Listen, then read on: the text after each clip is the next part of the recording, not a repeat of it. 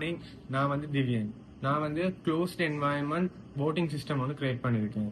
இதுக்கு வந்து நான் EPS32 போர்டு யூஸ் பண்ணியிருக்கேன். இது வந்து வழக்கமா ஐஓடிக்கு யூஸ் பண்ற ஆர்டினோ போர்டை விட பவர்ஃபுல், கிளாக் ஸ்பீட் கூட, அப்புறம் ரன் கெப்பாசிட்டி கூட.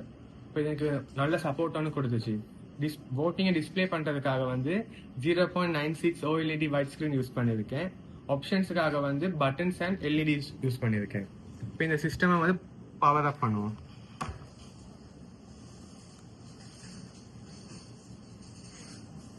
இந்த சிஸ்டம்ல வந்து மெயினா 3 ஆப்ஷன் யூஸ் பண்ணியிருக்கேன். voting, result, reset. இதுல ரீசெட் கொடுத்துருக்க ஆப்ஷன் ஏன்னா வந்து இதுல மெமரியை வந்து சேவ் பண்றதுக்காக எக்ஸ்டர்னலா நான் எந்த ஸ்டோரேஜும் யூஸ் பண்ணல. அதுக்காக EPS32 போர்டில் இருக்க ரொம்மை யூஸ் பண்ணியிருக்கேன். EP ரொம்மை அதுக்காக அலோகேட் பண்ணியிருக்கேன். இதுக்கு ரெம்மை யூஸ் பண்ணியிருந்தா பவர் ஃபெயிலியர் ஆகியிருந்தாலுமே வந்து டீட்டெயில்ஸ் எல்லாம் அழிஞ்சிருக்கும். அப்படி ஆகக்கூடாதுன்னு தான் ரொம்ல சேவ் பண்ணியிருக்கேன். அப்போ இதை வந்து ரேஸ் பண்ண இயலாது. ஆனால் அந்த ரீசெட் இதை வந்து கொடுத்துருக்கனால வந்து இந்த voting-ஐ வந்து திரும்ப ரீசெட் பண்ணி யூஸ் பண்ணிக்கொள்ளலாம். இப்போ voting ஆப்ஷன் எப்படி இருக்குன்னு ஒர்க் பண்ணும். ஃபர்ஸ்ட் இந்த பட்டன்ஸ் ஆப்ஷன்ல வந்து இது அப் பட்டன், இது டவுன் பட்டன், இது செலக்ட் பட்டன்.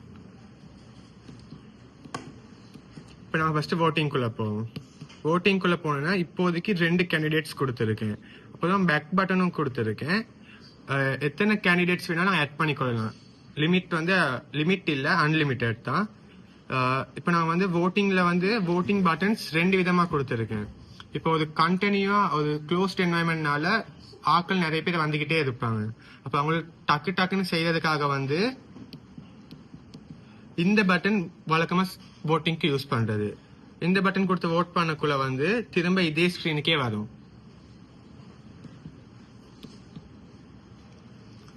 ஆனா இப்ப இதே வந்து இன்ஸ்பெக்டர்ஸ், டீச்சர் அவங்க வந்து vote பண்ணி அவங்க வந்து ஃபுல் ஃபங்க்ஷனுமே அவங்க செக் பண்ணணும்.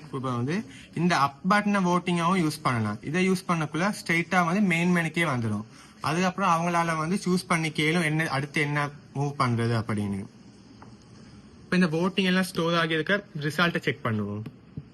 ரிசல்ட்ஸ் வந்து இங்க வந்து ஷோ ஆகும் எல்லா ரிசல்ட்டுமே. அதே மாதிரி லைவா ரியல் டைமா வந்து ஷோ ஆகுற மாதிரி நான் கொடுத்துருக்கேன். அதை நம்ம வேணும்னா எல்லாம் வாங்கி கொள்ளலாம்.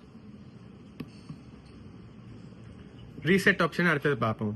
ரீசெட் கொடுத்தனை வந்து அலர்ட் மெசேஜ் ஒன்று காட்டும்.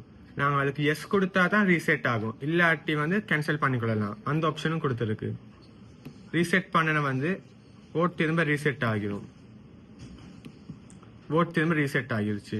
இதை வந்து ஒரு க்ளோஸ்ட் என்வாயன்மெண்ட் யூஸ் பண்றது மூலமா வந்து எஃபிஷியன்சி நம்ம கூட்டிக் கொள்ளலாம். தேங்க்யூ.